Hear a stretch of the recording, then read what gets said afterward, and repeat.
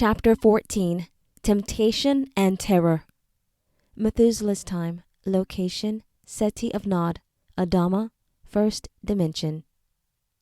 I was wrong, said Tafara, grunting. You be heavy as two wild beasties.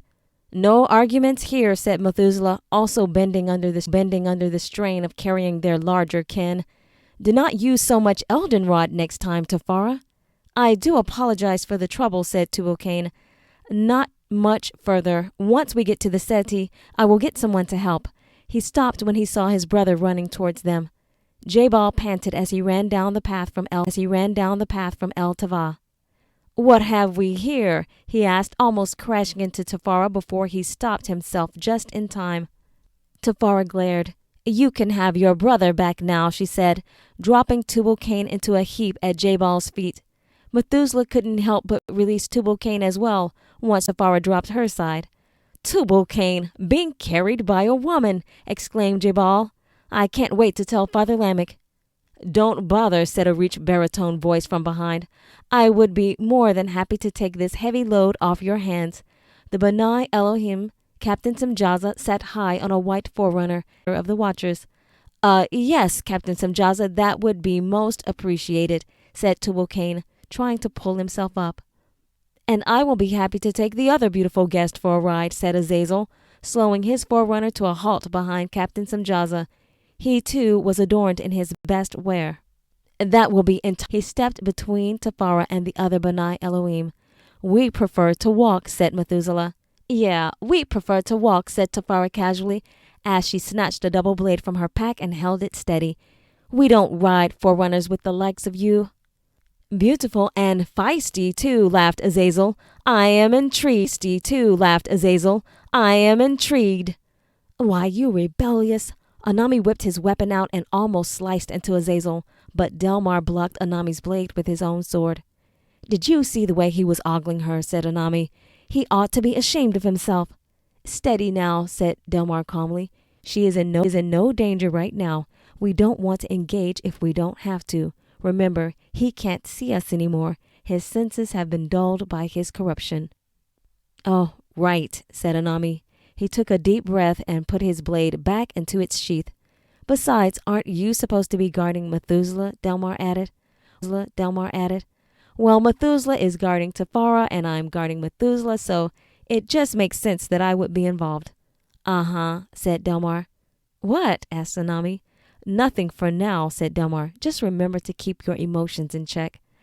Methuselah gave Tafara a warning glance and continued calmly. When we ran into Tubal-Cain, who got himself caught in a very nasty trap, interrupted Tafara, which is why we ended up delivering his heavy bottom here to you this day. Tubal-Cain promised to take us to see Nema before she is laid to dust. Indeed, said Samjaza, noticing the fine garment covering Tafara. Well, I see you have arrived dressed for the occasion. He gave Tubal-Cain a knowing look. Your garment bears an uncanny resemblance to Mother Eve's mantle. It doesn't just look like Mother Eve's mantle, retorted Tafara. It is her mantle. I see, said Samjaza, informed of her passing. Such an unfortunate series of events.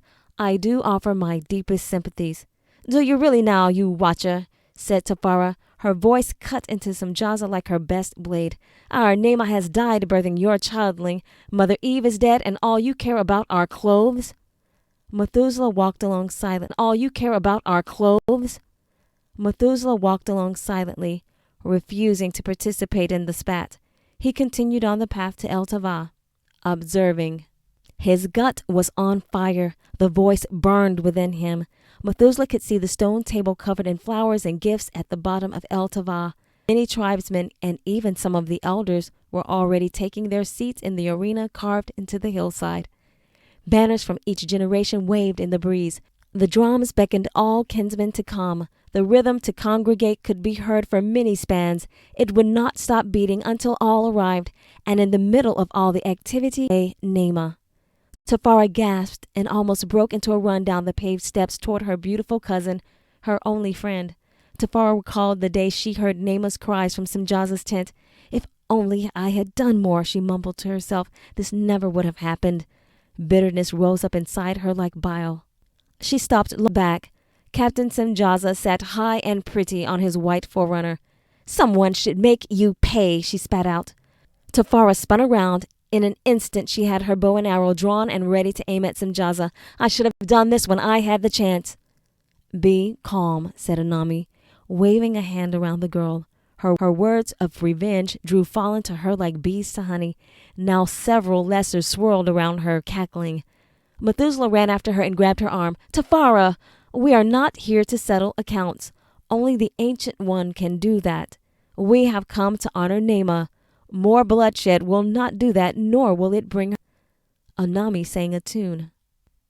Methuselah's right, said Tubal-Cain. Tafara, I felt the same way you do, but Captain Simjaza grieves too in his own way. The Benai Elohim do not express their emotions as we do.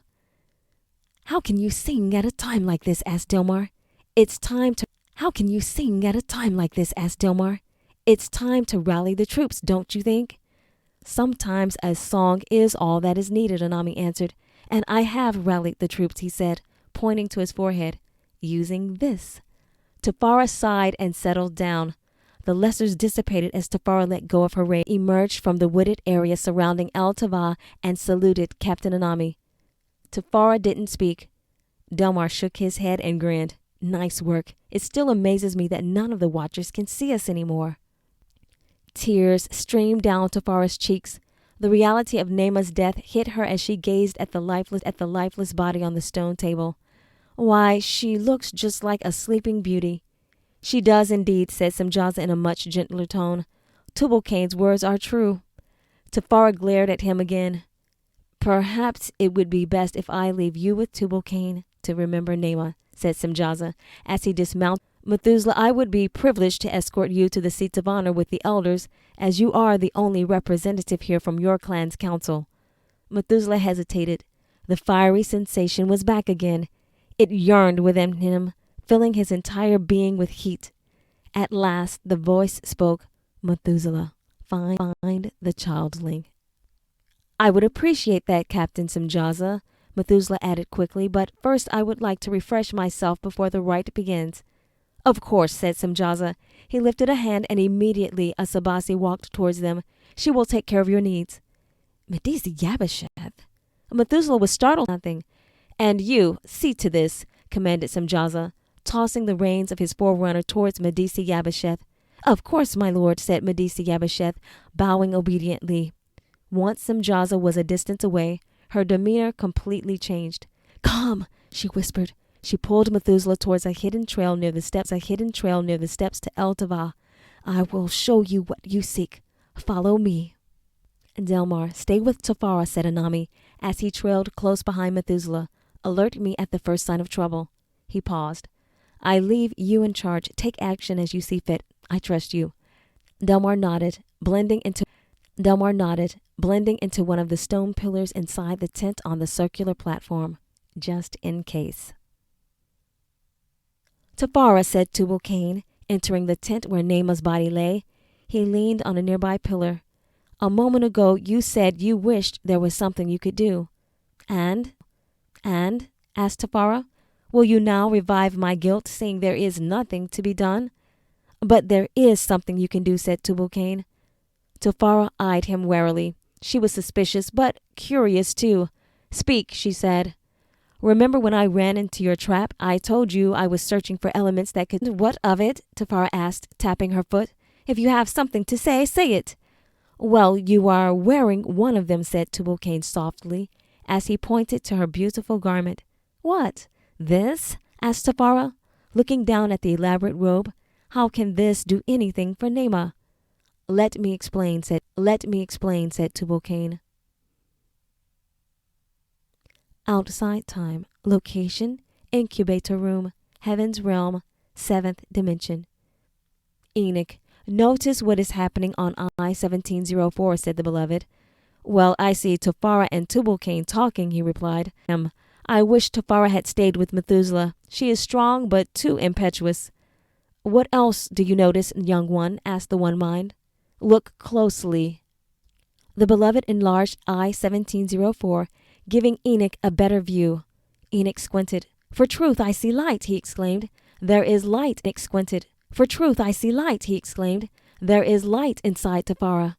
Good, answered the beloved. That is the light of my life I placed inside her. It is strong and sure, is it not? Well, it was, said Enoch, squinting again. The source of the light is coming from her midsection, from her gut. A steady flame, but now it is flickering. Excellent observation, answered the beloved. Enoch, what does the flickering mean?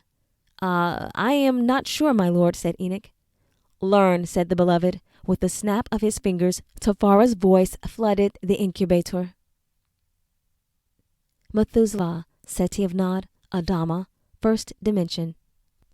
Well, Tubal-Cain, said Tafara, if you are sure it will help Nema, perhaps I can allow you to borrow the garment for just a moment. She walked closer to Nema, staring at her cousin for a while. Do you promise I will get the garment back immediately after the rite? Tafara thought of Nema and her poor childling. It is such a shame for Nema's childling to grow up without a mother. I swear you will have it back immediately, Tubal-Cain insisted. Captain Sinjaza is certain Nema only needs to touch the hem of the garment, and she will be healed. He says it is a promise of the Ancient One himself. It is a promise from the Hidden Father, then I do not see the harm in letting you use the garment for just a moment. Fallen swarmed around Tafara, unbeknownst to her. They whispered, snickered, and circled, and repeated. Yes, yes, just for a moment, the shadow voices insisted. A moment is all that is needed. Think of Nema. Think of her poor childling. 1 moment will not matter. Yes, yes, you will get it right back. A moment is all that is needed. Tafara shook her head to clear her thoughts. She tried to remember Mother Eve's last words. She said something about the garment.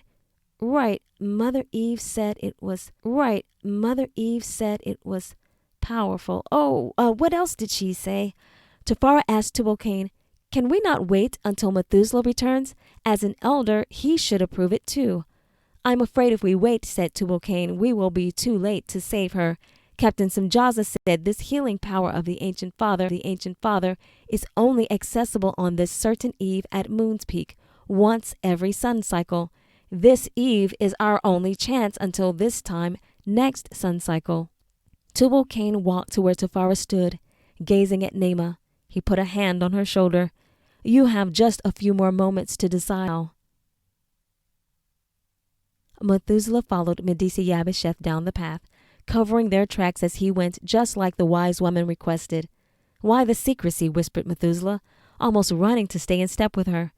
You will see soon enough, and you will be glad for our cunning once you do, said Yabasheth.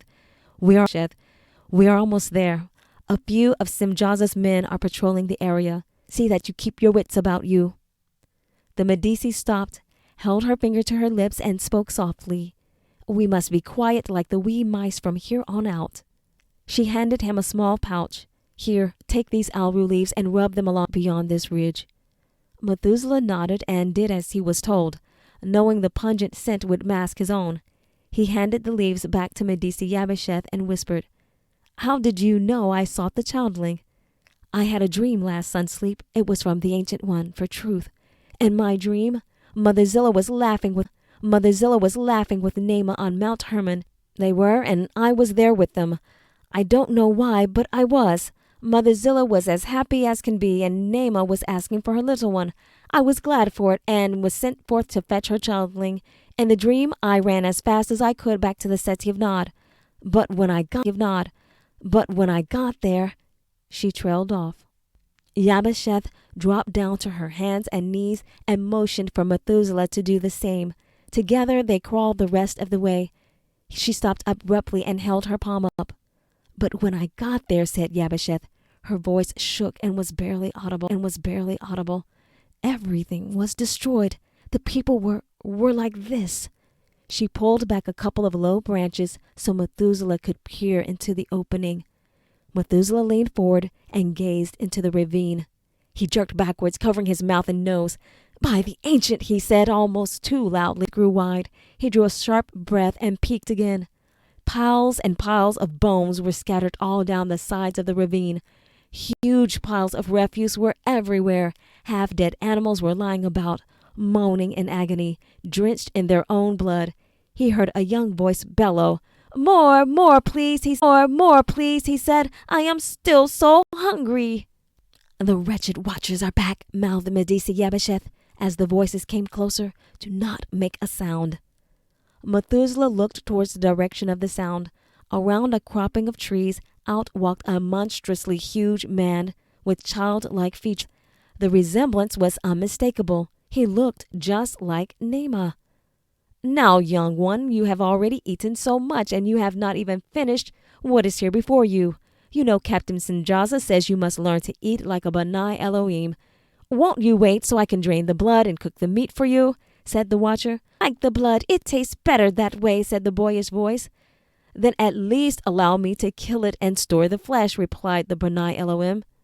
But it tastes better when it is alive and wiggling, whined the young one. This cannot be, whispered Methuselah. He has to be at least 12 cubits tall. Methuselah shook his head in disbelief at the horrific scene below. He could only have been burnt a couple of sun sleeps ago, right? 'Tis true, whispered Yabasheth. You see it as I do. It is Nema's offspring. The childling was different almost right from the start. He never stopped feeding. I wanted to tell someone before, but Captain Samjaza threatened me. He made me serve as a sabasi and said he would hurt my daughter Shalal. He said he would make her a common nutub to be used for their pleasure if I said a word to anyone. But I had to. Just look at it. The giant child thing picked up a wolf that still had life in it and tore right into it. Blood drooled from his fair cheeks. My real father says I can eat the blood if I want to. Now, young one, you must have misunderstood our great leader. That is not the way of the Benai Elohim, said the watcher, trying reason to coax the great child thing into submission. But I am not. My real father says I am Nephilim, part Elohim and part dirt man. Suddenly, another voice joined the conversation. Greetings, my good man, said a beautiful male voice. Let the young lad alone. Captain Samjaza and the dirt girl Nema were merely my instruments. The childling is indeed truly my son. As such, he may do as he pleases. He needs freedom to explore his full potential. After all, do we not have dominion over all the beasts of this world? Of course, my lord. The Elohim who had been speaking bowed low. It is as you say. The way this world is here for our good pleasure, wherever that may lead us. Tell me, have you explored all Adama has to offer? The Elohim laughed. Of course, my lord. Why, I have my eye on a new beauty even as we speak. Good, good. We shall be fruitful and multiply, eh? Said the leader, ribbing the other. We shall be fruitful and multiply, eh? Said the leader, ribbing the other Elohim in the rib cage. Our seed is magnificent indeed, is he not? The two Elohim paused to stare at the child thing who was carving a shape out of the discarded bones. The child thing held up a figure with an amazing likeness to the attached to the figure's head. Just look at his stature, his intelligence, and his creativity. I do see what you mean. He took to carving as soon as he did eating. He is crafty, agreed the Elohim. Notice he even has extra digits, making his dexterity greater than that of those five-finger humans. The sons of dust will submit to our offspring, the leader added. What are they but monkeys compared to our giant Nephilim? All will cower to the greatness of our firstborn son, and the others, soon to follow, will help him rule this planet on our behalf. You first seemed disgusted with the child man, but now beamed with pride. What shall he be called? Ah, yes, said the leader. As his father, of course, I have the perfect name for him. Well, what is it? Asked the Elohim. A little more patience, Azazel, said his leader. His voice was jubilant. I will reveal his name, please, with you and Captain Samjaza. The garment of Mother Eve has been obtained as requested. All has been made ready for the unveiling. Let us go at once to present the childling and his mother to their subjects. Methuselah and Medici Yabasheth waited for Benai Elohim Azazel and his leader to leave. Somehow the giant child waited for Benai Elohim Azazel and his leader to leave. Somehow the giant child thing's real father was able to convince him to obediently follow along. Yabasheth looked around before speaking. Still, she whispered, I did manage to tell Father Lamech and the council. The men are armed and ready. We talked about going, no, Father Lamech. He will never admit he and Tubal-Cain made a mistake in trusting the Watchers, but something must be done. The Elohim have taken many of our daughters as wives. The other women will be birthing their childlings any day now. Yabasheth recounted all the details of Naamah's delivery, the rapid growth of the childling and how they tried to feed him. She went on and on, but Methuselah did not hear most of it. The fire was back. Methuselah felt the burning within him even stronger than before. It was furious fire. He was furious. The fire consumed him as it flowed through every fiber of his being. Then a thought came. Methuselah's hand automatically went to the pack on his hip. He dug inside the pouch. Good, I still have them. Medisi Yabasheth droned on, speaking faster and faster. It is impossible to feed him. He is insatiable. What will happen if the other childlings are born like him? There are at least 200 of our daughters with child, and the Elohim take more wives every day. They do not even bother to consult their fathers or marry them properly anymore. I have been praying to the Ancient One daily, making the supplications the way Father Adam taught, because I didn't know what else to do. Without Enoch, we cannot make the sacrifice and hear the voice. Only the true bearer of the seed can do that. Then I had the dream. Voice in the dream, the voice said, "Find Methuselah. Show him." So I brought you here. Finally, Yabasheth took a long pause to breathe. Methuselah, what should we do? Methuselah did not even hesitate. The voice had already spoken. He merely repeated the words, "Destroy them